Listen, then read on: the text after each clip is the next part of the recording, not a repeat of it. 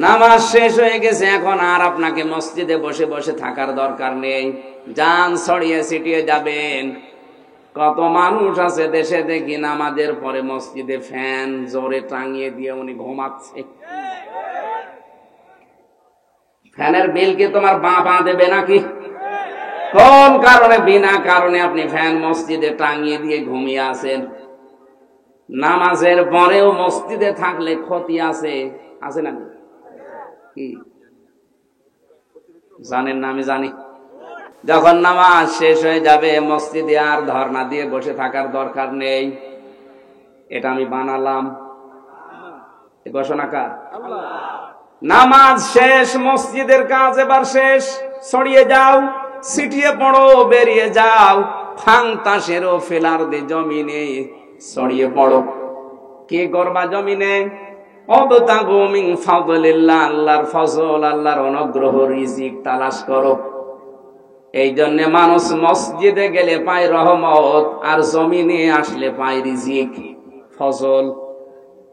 মসজিদে প্রবেশ করার সময় আল্লাহ পাক নবীর মাধ্যমে শিখিয়ে দিয়েছেন, আল্লাহুম্মা আফতাহলি আবওয়াবা রাহমাতিক, হে আল্লাহ আমার জন্য তোমার রহমতের যত দরজা আছে, আবওয়াব বাবের বহুবচন, যত দরজা আছে তোমার রহমতের সব তুমি আমার জন্য খুলে দাও। আমি তোমার রহমতের জায়গা মসজিদে এসেছি।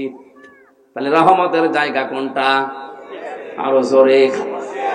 এখান থেকে শেষ করে যখন বের হবেন তখন বলা লাগে, বাম পা আগে দিয়ে যখন আপনি বলবেন আল্লাহুম্মা ইন্নী আসআলুকা মিন ফাদলিকা, হে আল্লাহ অবশ্যই আমি তোমার কাছে কামনা করি চাই ফজল, মানে রিজিক।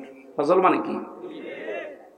তাহলে এটা পাওয়ার জন্য যেখানে আল্লাহ যেতে বললেন তার নাম জমিন, তার নাম কি?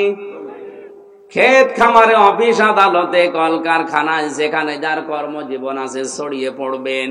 নামাজের সময় নামাজ, কাজের সময় আসতে বলবেন। নামাজের সময়, নামাজের সময় যদি হয়ে যায় ওই সময় দুনিয়ার যত গুরুত্বপূর্ণ কাজ থাক সব মাইনাস করা লাগবে। এমনকি মেয়েদের সন্তান যখন দুনিয়ায় আসে প্রথমে পানি দেখা যায়, এরপরে রক্ত দেখা যায়, এরপরে সন্তানের মাথা আসে। নবীজি বলেন এমন কঠিন মুহূর্তেও যদি নামাজের সময় হয়ে যায় ওই মহিলার মাথাকে, সন্তানের মাথাটাকে তোলার ভেতরে বিছিয়ে দিয়ে বলো নামাজ পড়তে। কত কঠিন বিধান এটা, অথচ চা খেতে খেতে নামাজ পড়ে না। আবার বলে নামাজ পড়ি না তাতে কি আমার ঈমান শক্ত আছে? কত ঈমানই নেই। নামাজের মতো এই গুরুত্বপূর্ণ বিধানকে যারা অবজ্ঞা করে, হেলায় খেলায় নষ্ট করে, দাম দিতে চায় না, ওর ঈমান ভেঙে গেছে। আমার ভাইরা কান খাড়া করে শোনেন, নামাজের সময় আপনাকে নামাজ পড়াই লাগবে, নয়তো আপনি আল্লাহর আন্ডারে আর থাকবেন, আল্লাহ আপনার দায়িত্ব ছেড়ে দেবে। এজন্য ফরজ নামাজ যারা পড়ে না আল্লাহ বলেন আমি তাদের দায়িত্ব ছেড়ে দেই। বলেন নাউজুবিল্লাহ। আজকে থেকে অন্তত আর যাই করি জীবনে ফরজ নামাজ আজরাইল আসার আগে আমি ছাড়বো না। সেখানে থাকি, যে অবস্থায় থাকি, ফরজ নামাজ আমারে পড়তেই হবে। সুন্নত নফল মুস্তাহাবে নামাজগুলো যদি আপনি পড়তে সময় না পান পরে পড়ে নেবেন, কিন্তু ফরজ ছাড়া যাবে না। কথা বলেন না কেন? আর যদি পোশাক থাকে পোশাক পরে পড়েন, যদি পোশাক না থাকে তত ঢাকার মতো অসুবিধা নেই, ওই অবস্থায় নামাজ পড়েন। পশ্চিম যদি রাখেন, যেদিকে কাবা যদি মনে হয় যেদিকে, ওদিকেই পড়েন। যদি খেয়াল না হয় যে কোন দিকে, যেদিকে মুখ আছে ওইদিকে পড়েন, নামাজ পড়া লাগবে। নামাজ শেষ হয়ে গেছে, এখন আর আপনাকে মসজিদে বসে বসে থাকার দরকার নেই। যান, ছড়িয়ে ছিটিয়ে যাবেন। কত মানুষ আছে দেশে দেখি নামাজের পরে মসজিদে ফ্যান জোরে টাঙিয়ে দিয়ে উনি ঘুমাচ্ছে। ফ্যানের বিল কি তোমার বাবা দেবে নাকি? কোন কারণে, বিনা কারণে আপনি ফ্যান মসজিদে টাঙিয়ে দিয়ে ঘুমিয়ে আছেন? নামাজের পরেও মসজিদে থাকলে ক্ষতি আছে, আছে না? কি জানেন না? আমি জানি আছে। আমরা কথা বলছিলাম নামাজের পরে যদি বিনা কারণে কেউ মসজিদে থাকে, যার কোনো কাজ নেই, তার দ্বারা ক্ষতি কি? এক এলাকায় বিদ্যুৎ নেই, এলাকার মানুষেরা খুব কষ্ট করে টাকা পয়সা দিয়ে জেনারেটর কিনেছে মসজিদের জন্য, আর কয়েকটা ফ্যান টাঙিয়ে দিয়েছে। কয়েকজন চিন্তা করছে আমাদের বাড়িতে তো ফ্যান নেই, বিদ্যুৎ নেই, আর রাতের বেলায় গরমে ঘুম হয় না। মুয়াজ্জিনকে বলছে, ভাই আপনাকে আমরা রাত্রে কিছু টাকা দেব, এশার নামাজ পড়ে যখন চলে যাবেন চাবিটা দিয়ে যাবেন। আমরা রাতে মসজিদে ঘুমাবো, ফজরের নামাজের সময় যখন আযান দিতে আসবেন চাবি দিয়ে আমরা আবার চলে যাব, আমরা নামাজ পড়বো না। মুয়াজ্জিন বলছে, এমনি এমনি চাবি দেওয়া যাবে না, টাকা লাগবে। ঠিক আছে, প্রতি মাসে আমরা এই 4 জন আপনাকে 1000 টাকা দেব মনে করেন। মুয়াজ্জিন গরিব মানুষ, রাজি হয়ে গেছে।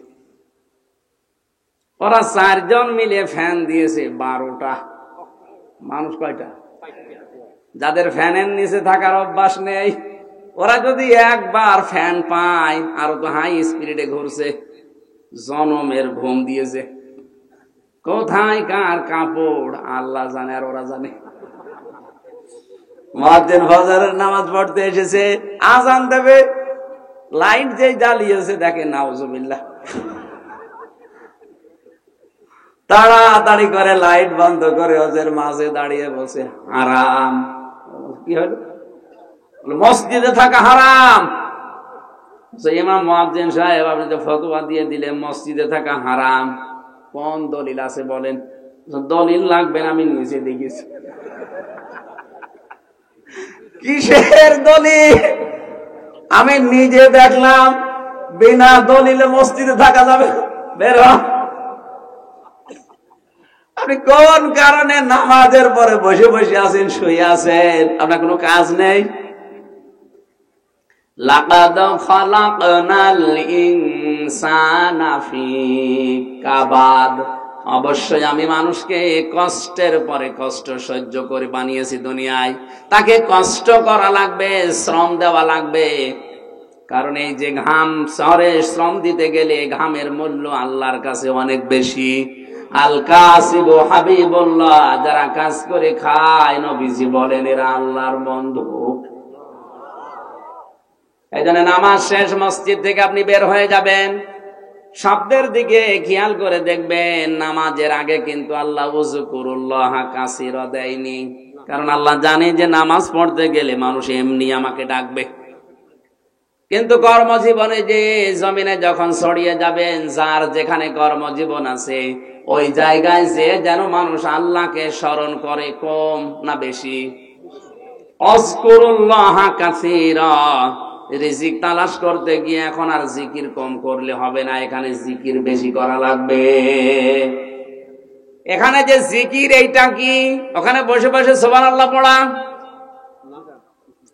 যেখানে যেই বিধান আছে ওই বিধানটা ওখানে ওইভাবে পালন করার নাম তাহলে জিকির। এজন্য সাব্বিহুহু বুকরাতাও ওয়া আসীলার ব্যাখ্যায় মুফাসসিরুন ইকরাম লিখেছেন, সকাল থেকে সন্ধ্যা, সন্ধ্যা থেকে সকাল, সারা দিন সারা রাত আল্লাহর বিধান রাসূলের তরিকায় মেনে চলার নাম জিকির। আপনি এই শিক্ষা দিতে পারেন না দরবারে? কোরআনের প্রথম সবক তাহলে আল্লাহ যেটা দিয়েছে তার নাম পড়ো, আপনাকে পড়া লাগবে আগে। আজ অনেক মানুষ ফতোয়া বের করেছে যে জানার নাম ইসলাম না, মানার নাম ইসলাম, এটা শয়তানি। আরে ভাই, আপনি যদি নাই জানেন তে মানবেন কি? এক কথা বলে না কেন?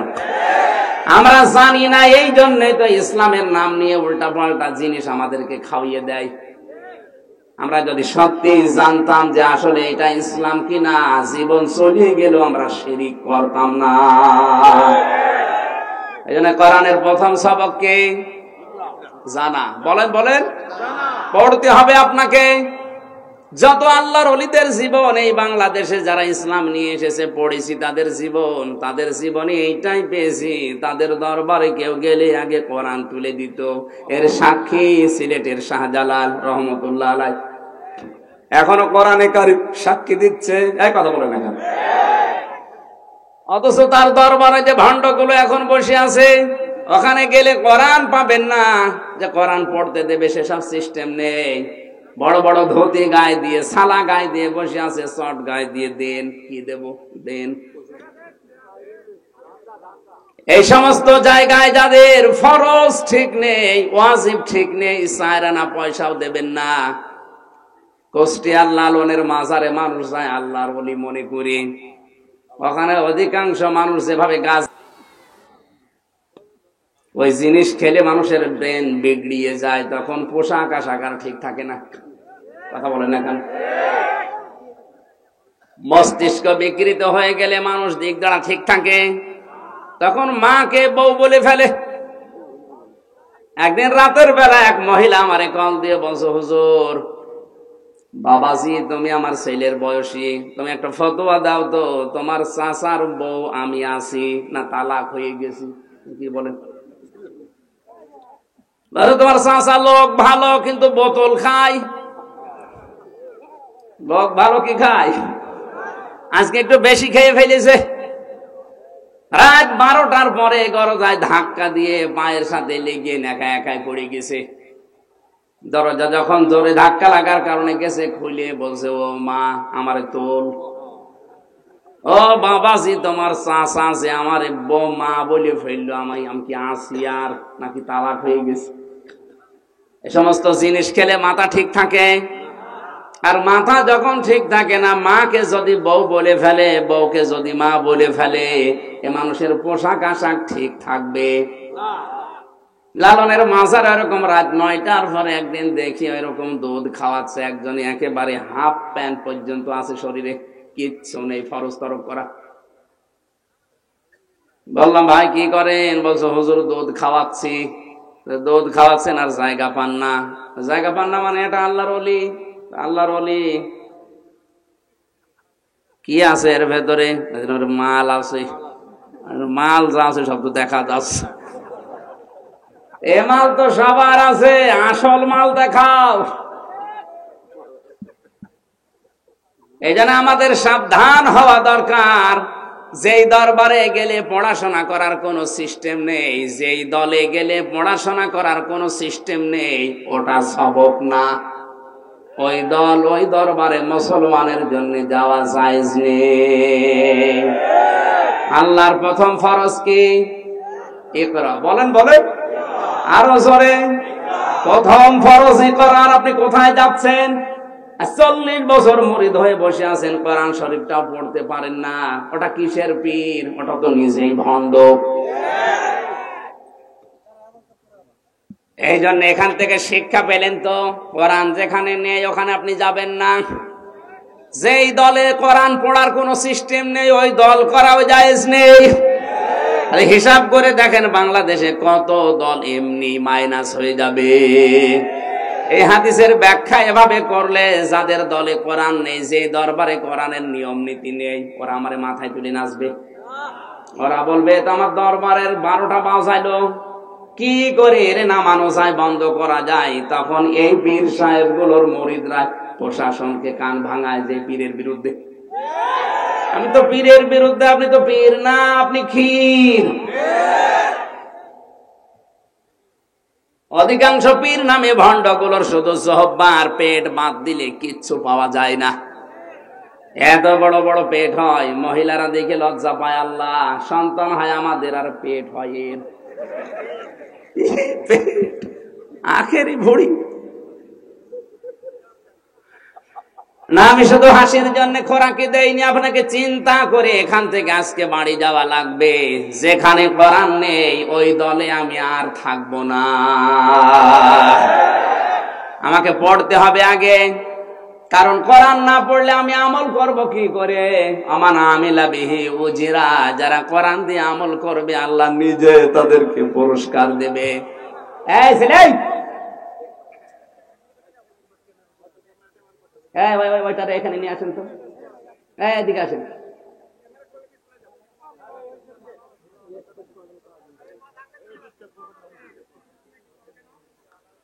আমান হাকামা বিহি আদালা। যারা কোরআন দিয়ে বিচার করে, যারা ন্যায় বিচার কায়েম করতে পারে, আজকে যারা দায়িত্বে আছেন, আমাদের জননী প্রধানমন্ত্রী শেখ হাসিনা থেকে শুরু করে সবাইকে আহ্বান জানাবো, ন্যায় বিচার কায়েম করতে চাইলে কোরআনের বিচার লাগবে।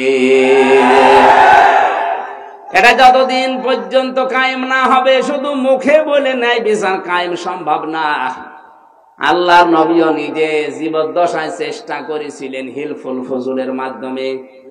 23 বছর পর্যন্ত চেষ্টা করলেন, 17 থেকে 40, 23টা বছরে ফল হয়েছে 0, কিচ্ছু করতে পারেন নাই। কোরআনে কারিম দিয়ে যখন তিনি প্রতিষ্ঠা করেছেন বিচার ব্যবস্থা, 40 থেকে 63, 23 বছরের সোনালী যুগ উপহার দিয়েছেন। এমন ন্যায় বিচার কায়েম করেছিলেন, নিজের মেয়ে ফাতেমার বিরুদ্ধেও বলেছিলেন, যদি ফাতেমাও চুরি করে আমি তার হাত কেটে দেব।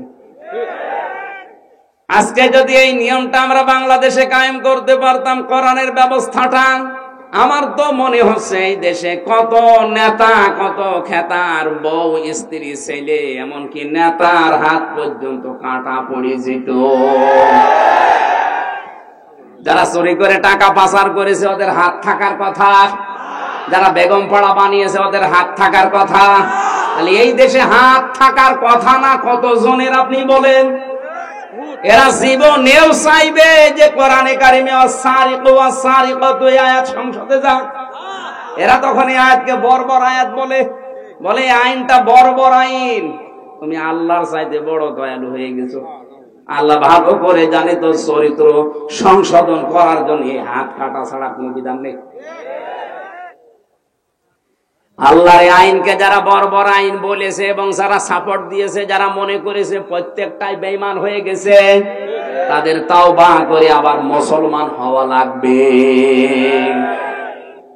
কোরআনের বিচার ব্যবস্থা যতদিন কায়েম না হবে, ততদিন পর্যন্ত এই দেশে ন্যায় বিচার প্রতিষ্ঠা হবে না।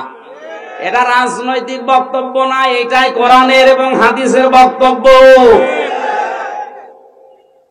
কোরআনে কারিম আল্লাহ নাযিলই করেছেন এই পৃথিবীতে ন্যায় বিচার করার জন্য।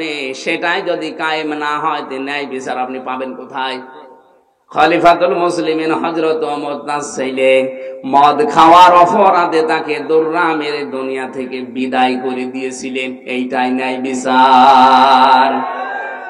আজ বাংলার সমাজে ধনী মানুষেরা কিছু করলে ছাড় পেয়ে যায়, আর গরিব মানুষরা কিছু করলে বিচার ডবল করে হয়। এটা ছিল বনি ইসরাইলদের স্বভাব। কথা বলেন না কেন? হযরতে মুহাম্মদুর রাসূলুল্লাহ ঘোষণা দিয়েছেন, উম্মতেরা, বনি ইসরাইলের উম্মতের ভেতরে এই চরিত্র ছিল। ওরা ধনীরা কেউ যদি কিছু করতো ছেড়ে দিত, আর গরিব মানুষ যদি চুন থেকে পান করত তার বিচার ডবল করে করত। এই জন্য আল্লাহ তাদেরকে দুনিয়াতে চরম শাস্তি দিয়েছে।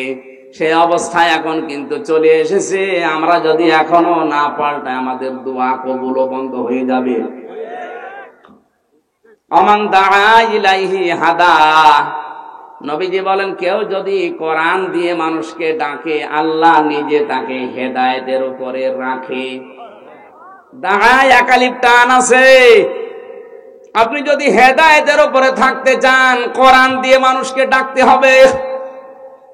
আর আজ ডাকছে অনেকে তার বাবার দিকে, অনেকে ডাকছে তার পীর সাহেবের দিকে। ও বলে হেদায়েতের উপরে আছে, ও তো গোমরাহির উপরে আছে। নবীজি বললেন, যদি হেদায়েতের উপরে টিকে থাকতে চাও, কোরআন দিয়ে মানুষকে ডাক দিবা। ফাকাদু হুদিয়া ইলা সিরাতিম মুস্তাকিম। আর যে ব্যক্তি কোরআনের ডাকে সাড়া দেবে, আল্লাহ তাকে হেদায়েতের পথ নসিব করে দেবে। তাহলে আমার দায়িত্ব, জীবন বাঁচি রেখে হলেও হেদায়েতের উপরে থাকতে চাইলে কোরআন দিয়ে ডাক দেওয়া। আর আপনি যদি সাড়া দিতে পারেন, মহান আল্লাহ আপনাকে সিরাতে মুস্তাকিম নসিব করে দেবেন। এই উদ্দেশ্য নিয়েই তো আজকে আমরা এসেছি নাকি? দরুদ আর সালাম পড়ছি আমাদের নবী মুহাম্মদুর রাসূলুল্লাহ সাল্লাল্লাহু আলাইহি ওয়াসাল্লামের প্রতি। কোরআনে কারিমের সূরা তাওবার 36 নম্বর আয়াতটা আমরা পড়েছি। যেহেতু এটা শাবান মাস, এ মাসের দিকে ইঙ্গিত দিয়ে আমি আয়াতটা পড়লাম। জবান খুলে মাসের কিছু শিক্ষা আয়াত থেকে বের হবে, আমরা যেন নিতে পারি। পড়েন, আউযু বিল্লাহি মিনাশ শাইতানির রাজিম। বিসমিল্লাহির রহমানির রহিম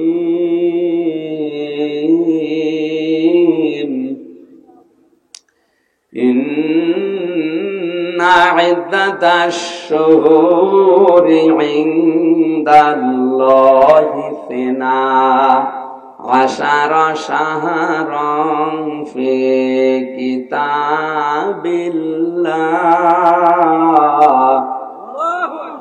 يوم خلق السماوات والأرض منها أربعة حرم আল্লাহ পাক বলেন, আসমান আর জমিন যেদিন আমি তৈরি করি ওই দিন আমার কিতাবে 12টা মাসের নাম আমি লিখে রেখেছিলাম।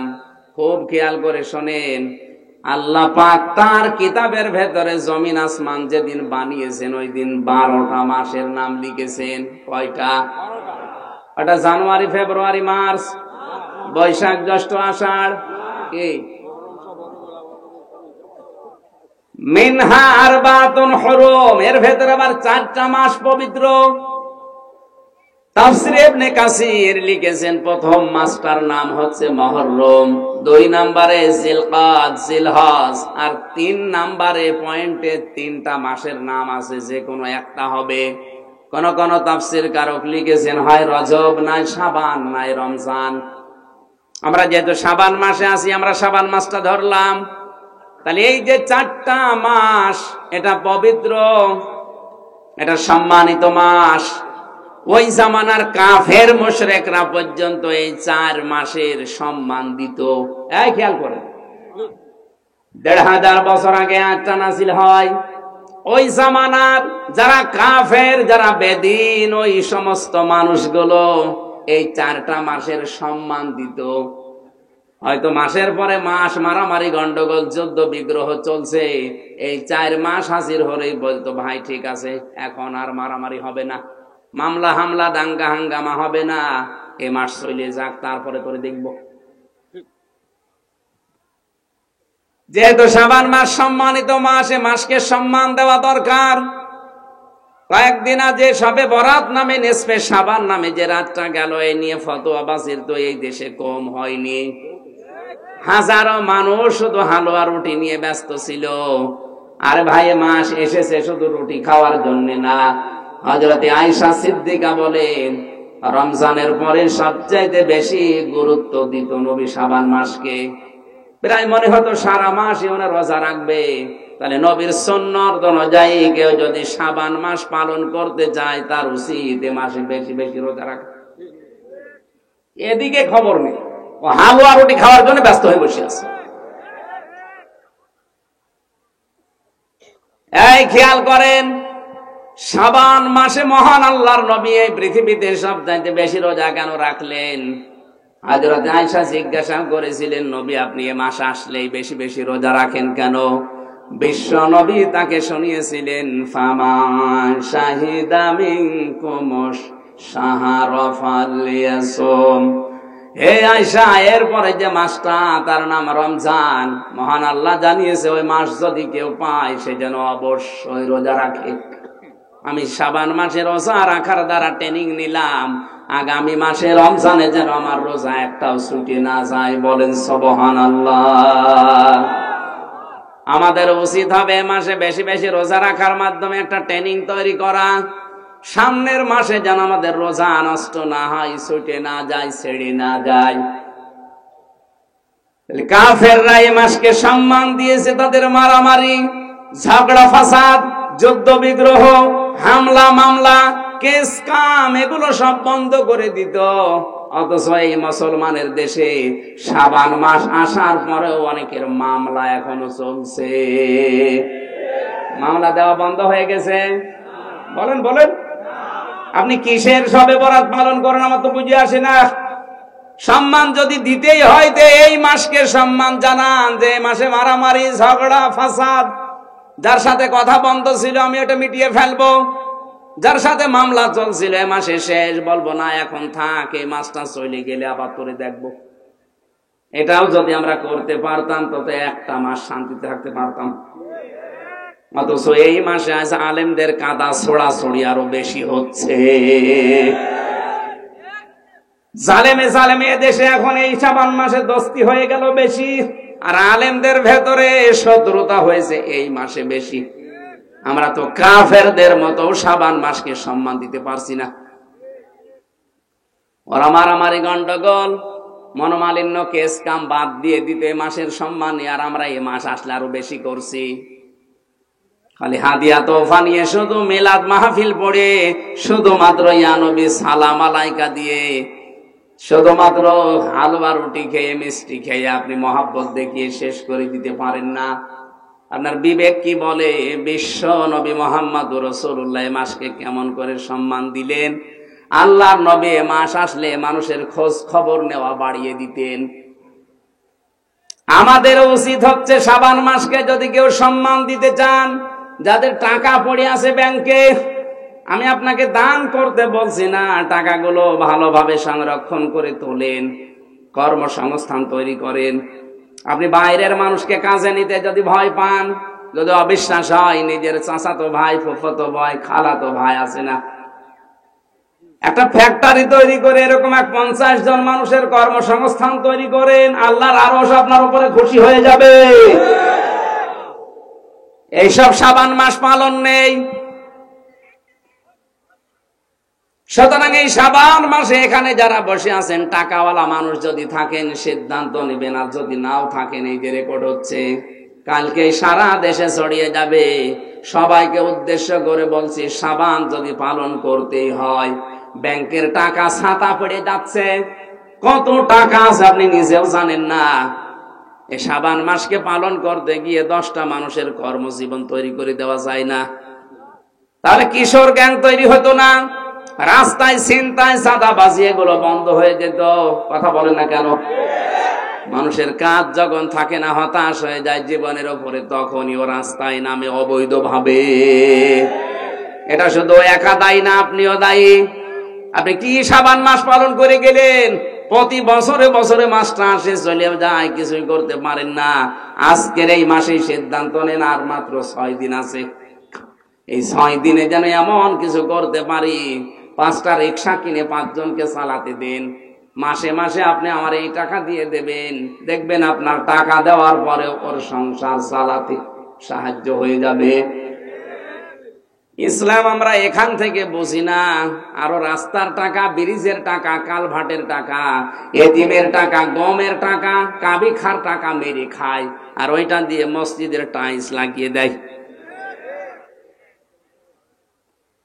কিশোরগঞ্জবাসী একটা মসজিদ বানিয়ে দিলে কয়জন নামাজ পড়বে? না খুব বেশি হলো 5000 মানুষ। আর একটা রাস্তা বানিয়ে দিলে, একটা ব্রিজ বানিয়ে দিলে লক্ষ লক্ষ মানুষ হাঁটবে, চলাফেরা করবে। 1000 মসজিদ বানানোর চাইতে একটা রাস্তা বানানো আল্লাহর কাছে অনেক দামি। ইসলাম আজ আমরা এভাবে যদি নিতে পারতাম, সত্যি বাংলাদেশটা সোনার বাংলায় হয়ে যেত। কোথা থেকে যে ইসলাম নিয়েছে আল্লাহ ভালো জানে। কোরআনে কারীম জানাচ্ছে, কুনতুম খায়রা উম্মাতিন উখরিজাত লিন-নাস ইলা আখির আয়াত। সূরা আলে ইমরান 4 নাম্বার পারার 3 নাম্বার পৃষ্ঠার 3 নাম্বার লাইনের 112 নাম্বার 13 নাম্বার আয়াত, এটা 10 নাম্বার আয়াত। আল্লাহ পাক বলেন, তোমরাই শ্রেষ্ঠ জাতি, তোমাদেরকে আমি মানুষের কল্যাণের জন্য বের করেছি। আপনার দ্বারা যদি মানুষের উপকারী না হয়, তে আপনি আর কুকুর সমান। এই কথা বলেন না। আপনার দ্বারা মানুষের যদি উপকারী না হয়, যদি ক্ষতি হতে থাকে, তা আপনি আর সাপ সমান। কিয়ামতে আপনার এই আচরণ থাকবে না। এই যে আকৃতি দেখতে পাচ্ছেন, জীবন এটা থাকবে না। এটা আকৃতি আল্লাহ বানিয়ে দেবে সাপের মতো। সাপের কাজ কি বলেন তো? একটা মানুষকে সবল দেয়, লোকটা মরে যায়, সাপের কোনো লাভ হয়? আসতে বলেন। এই বাংলাদেশে এখানে অনেক মানুষ এমন বসে আছে, সকালবেলা ওঠার পরে চিন্তা করে কার ক্ষতি করব, কারে ধরিয়ে দেব। কথা বলে না, নিজেই ধরিয়ে দেয়, নিজেই আবার থানায় যায়, অফিসারদের সাথে যোগাযোগ করে 50,000 টাকা দিয়ে নিজেই ছাড়ায়। মাঝখান থেকে পরিবারস্থ লোকদের কাছ থেকে টাকাগুলো হাদিয়া হিসাবে নিয়ে নেয়। এটা হয়তো এই জেলায় এখনো শুরু হয়নি, কুষ্টিয়ায় চলছে।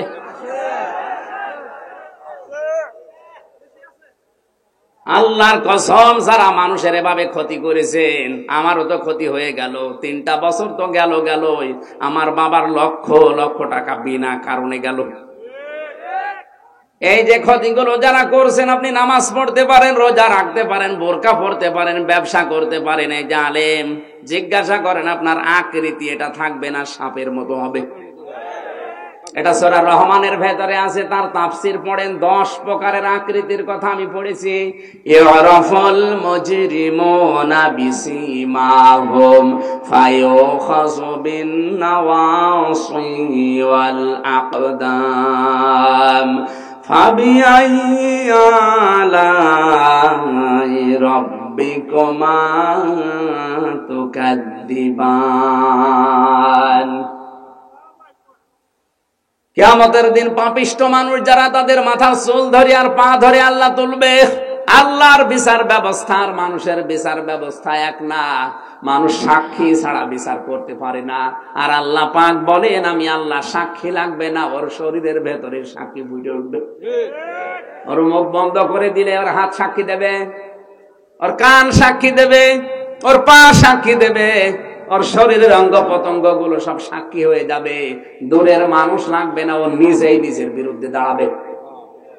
আল্লাহর বিচার ব্যবস্থা আর আমাদের বিচার এক না।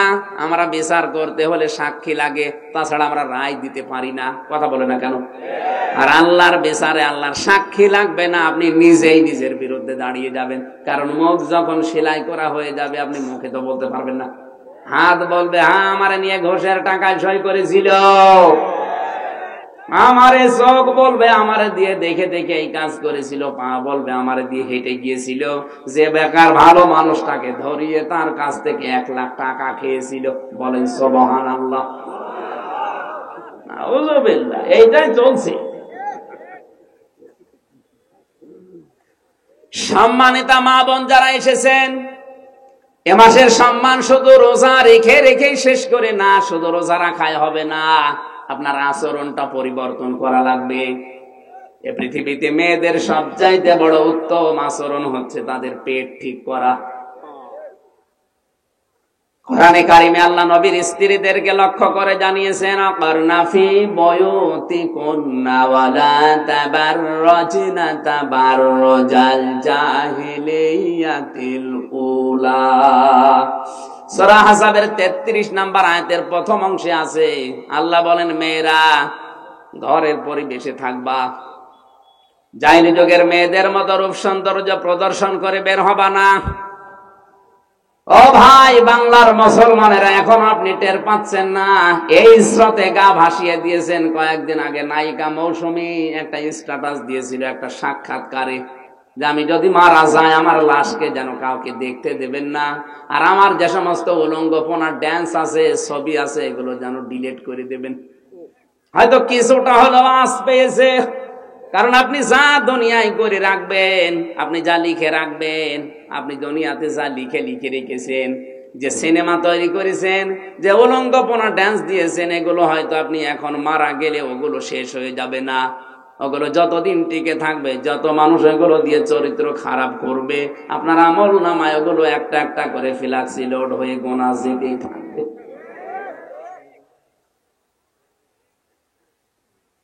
অনেকে বলে হুজুর আমার তো বিকাশ নাম্বার খোলা নেই। খোলা লাগবে না, এমনি চলে যাবে।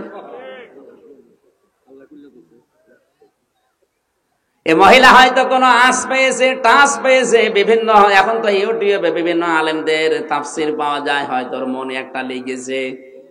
আল্লাহ পাক বলেন নুন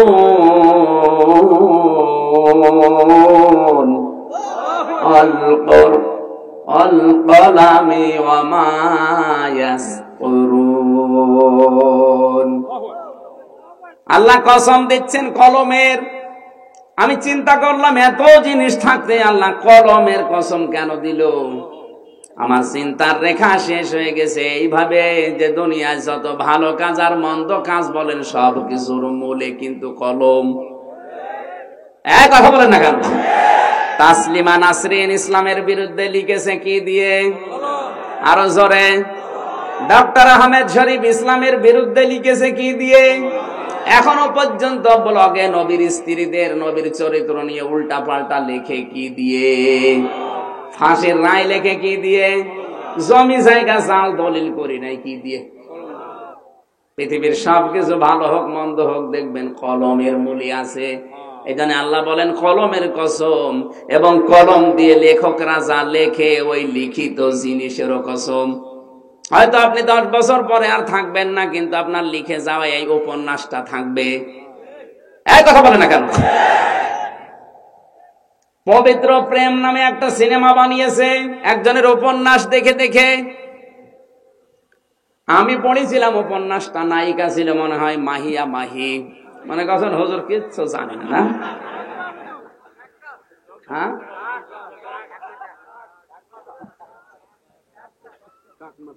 এখন এই সিনেমায় একজন হিন্দুর সাথে মহিলা, এই মুসলমান মেয়ে পর্দা করে কলেজে যায়, স্কুলে যায়, কি করে লাভ ম্যারেজ করবে, এই কাহিনীগুলো তুলে ধরেছে। দুনিয়ার মানুষকে বোঝাতে চায় যে বোরকা পরা, পর্দা করা মেয়েরাও তলে তলে এই কাজ করে। তাম দুনিয়ায় এই বইটা যদি বিভিন্ন ভাষায় রিলিজ হয়, তারা দেখে দেখে বলবে ইসলাম গ্রহণ করব, অথচ ওদের ইসলামের পর্দাশীলা মেয়েরা যদি এই করে, ওইরকম ইসলাম দরকার নেই। কোথায় নিয়ে যাচ্ছে আপনি টের পাচ্ছেন?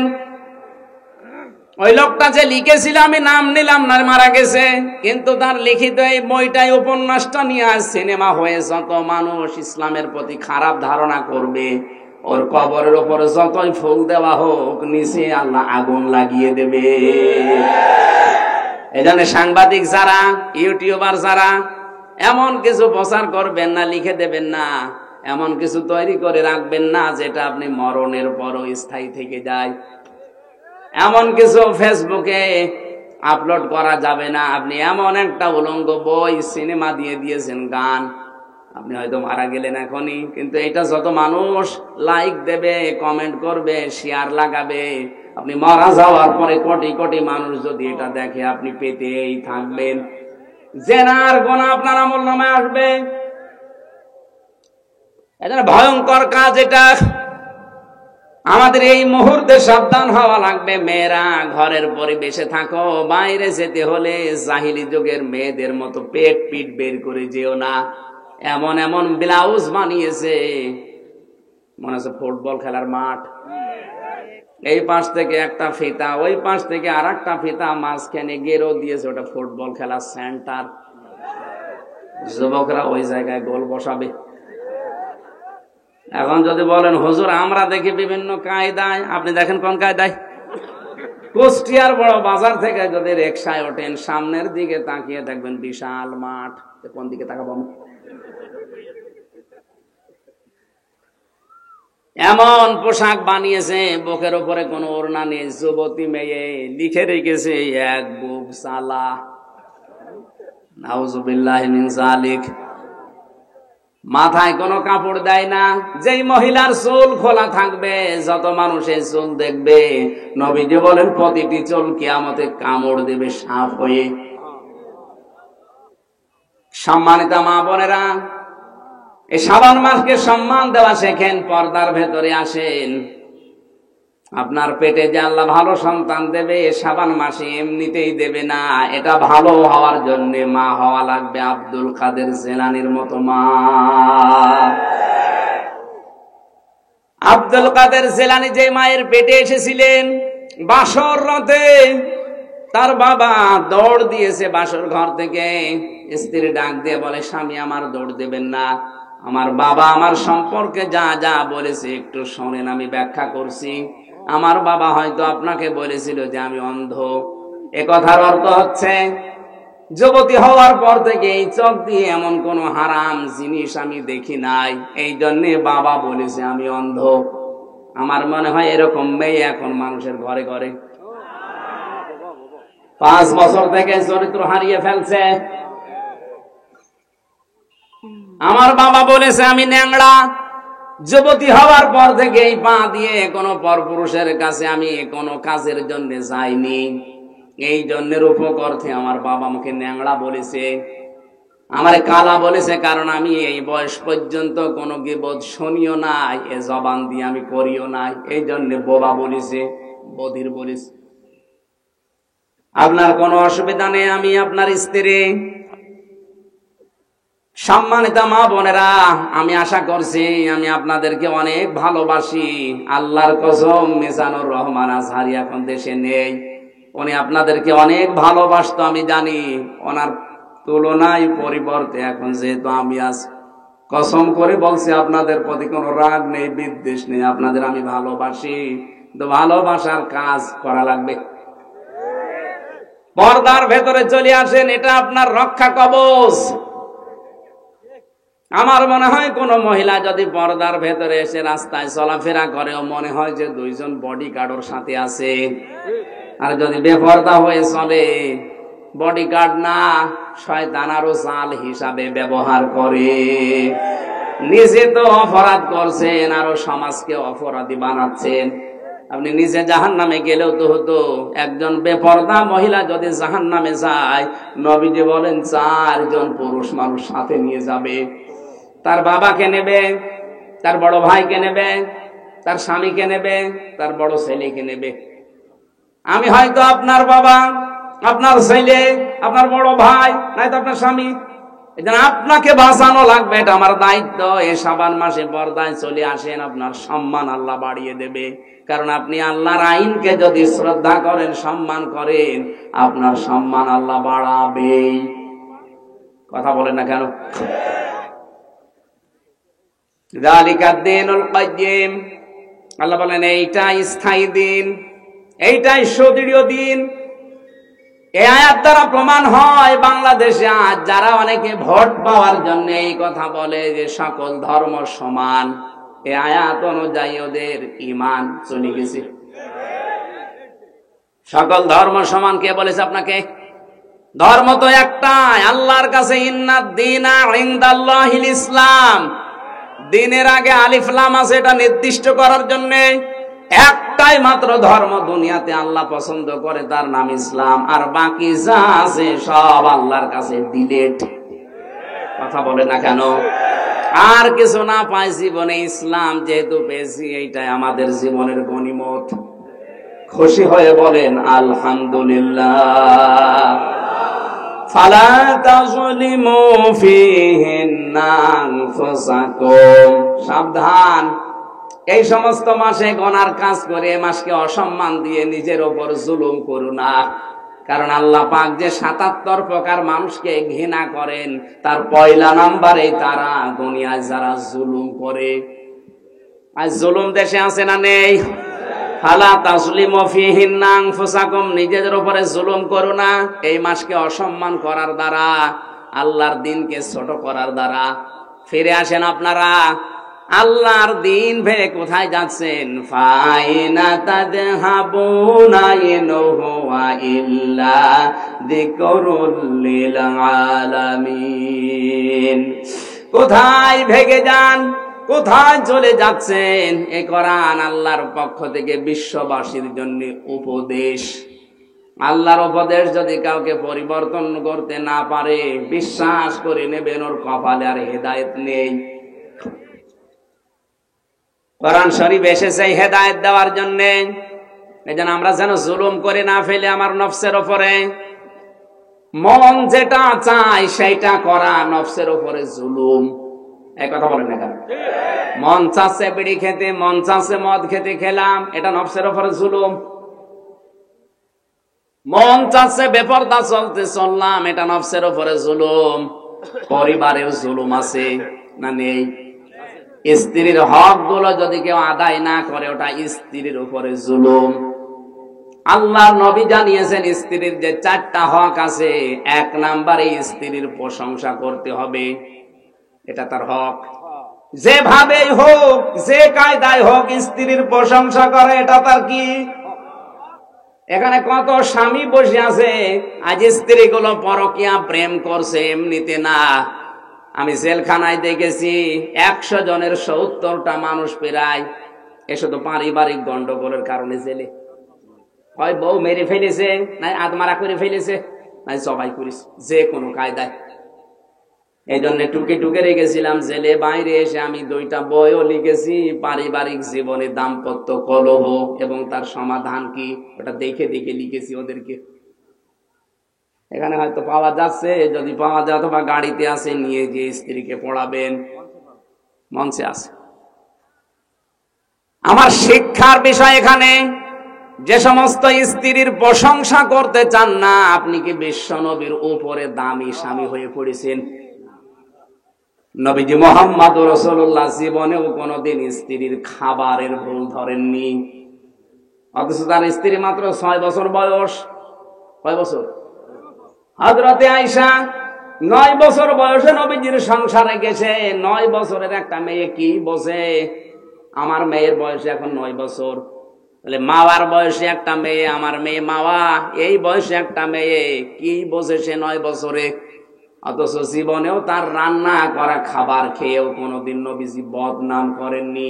আরে রে 5 স্টারের হোটেলের মতো রান্না করে দেয়, ও আহাম্মকের পরেও বউ ধরে মারে, নুন কম হয়েছে এই জন্য।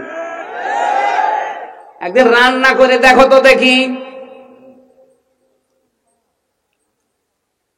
মেয়েদের কাজের অনেকে দাম দিতে চায় না, মেয়েদের রান্নার প্রশংসা করা লাগবে 1 নম্বরে, 2 নম্বরে তাদের কাজে কর্মে যেটা আছে পারিবারিক জীবনে, এই কাজের সম্মান দেওয়া লাগবে। আজ হাজার হাজার পরিবারে আমরা দেখতে পাই মেয়েদের কাজের কোনো মূল্য নেই, অথচ ওরা বিনা টাকায় বিনা পয়সায় অনেকগুলো কাজ করে, ধোপানি চাকরানি। এই কথা বলছে না কেন? আপনার কাপড় ধুয়ে দেয় ধোপানি, রান্না করে দেয় রাঁধুনি, ঘর দোর মুছে দেয় চাকরানি, যত রকমের কাজ আছে আপনাই ওখানে দিয়ে করাচ্ছেন। অথচ কোরআন জানিয়েছে মেয়েটি স্ত্রী হিসাবে আসবে আপনার কাছে রাজরানী হয়ে। ও যদি কোনো কাজ করতে না চায় তার গুনাহ হবে না, এমনকি আপনার সন্তানকে যদি সে দুধ পান না করায় তারপরও তার কোনো গুনাহ নেই।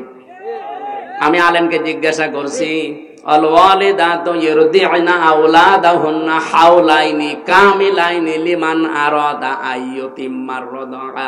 এখানে মোজারে দেওয়া, এখানে মোজারে শব্দ দেওয়া, পুরুষের শব্দ, কোনো স্ত্রীবাচক শব্দ এখানে নেই।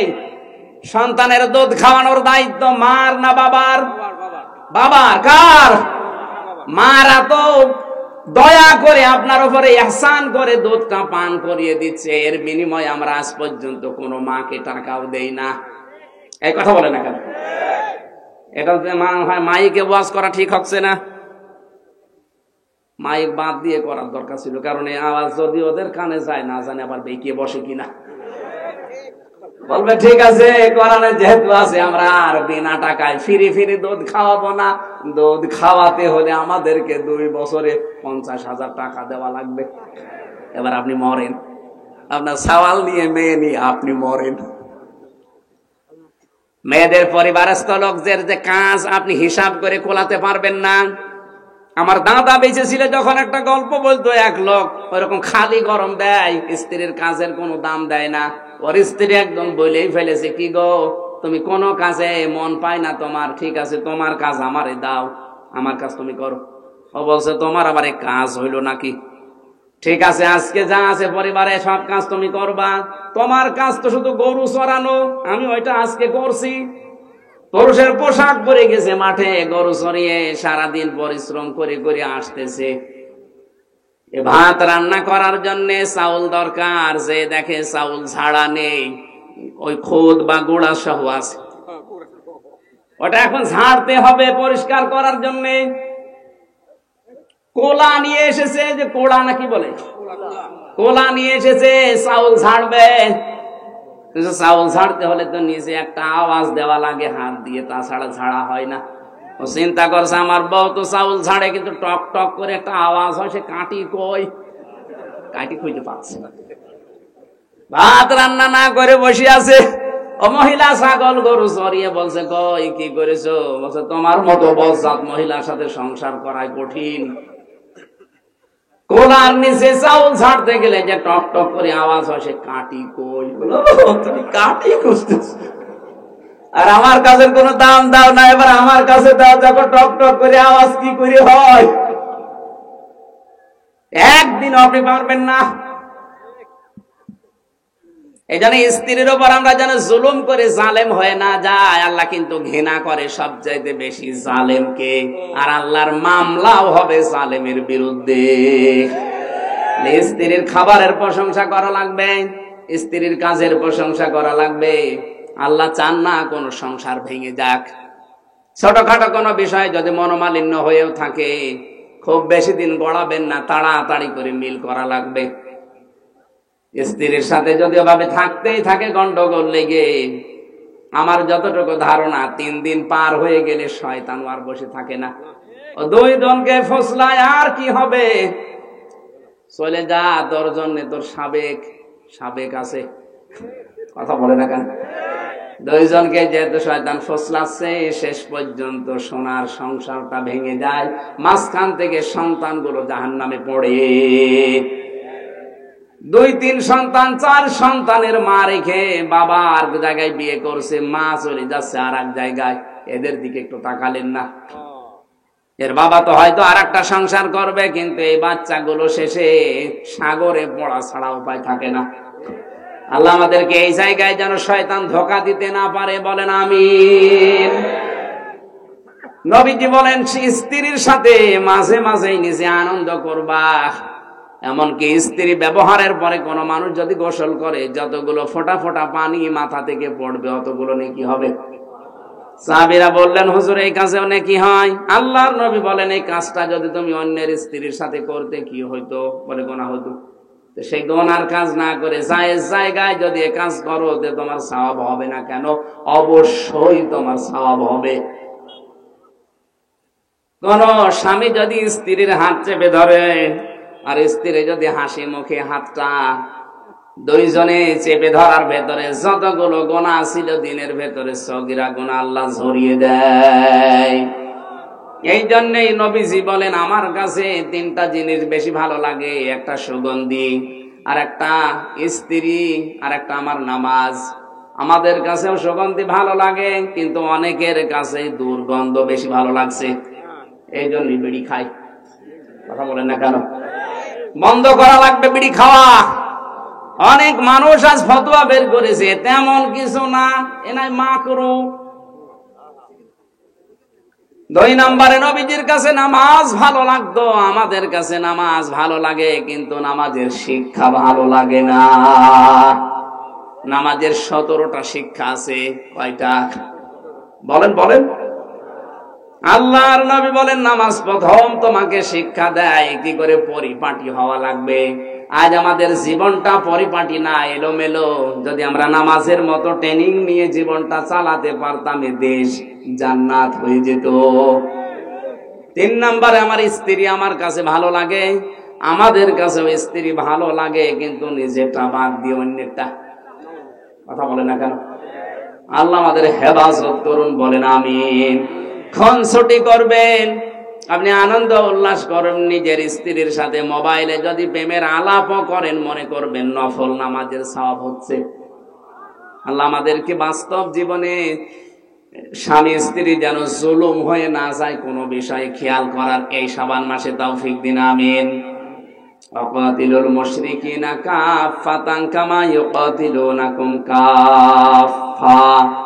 আল্লাহ পাক বলেন তোমরা লড়াই করো, সংগ্রাম করো মুশরিকদের বিরুদ্ধে, যেভাবে ওরা ঐক্যবদ্ধ ভাবে তোমাদের বিরুদ্ধে লড়াই করে। আজ তামাম দুনিয়ার মুশরিকরা সব এক মুসলমানকে টাইট করার জন্য। সুতরাং 57টা মুসলিম রাষ্ট্র এই শাবান মাসে এক হওয়া লাগবে। আমার মনে হয় শাবান মাসের সম্মানার্থে আয়াত যদি আমরা সত্যি বুঝতাম আর মেনে নিতে পারতাম, ফিলিস্তিন এমনিতেই স্বাধীন হয়ে যেত। ওয়ালামু, জেনে রাখো, আন্নাল্লাহা মাআল মুত্তাকিন, অবশ্যই আমি আল্লাহ মুত্তাকিদের সাথে আছি। মুত্তাকি কাকে বলে? তাফসিরে মুত্তাকির আমি সংজ্ঞা পেয়েছি, কেউ যদি মুত্তাকি হতে চায়, যাকে আল্লাহ ভালোবাসে মহব্বত করে, তার ভেতরে 10টা গুণ থাকা লাগে। কয়টা? সূরা বাকারার 177 নম্বর আয়াতের ব্যাখ্যাটা করা আছে।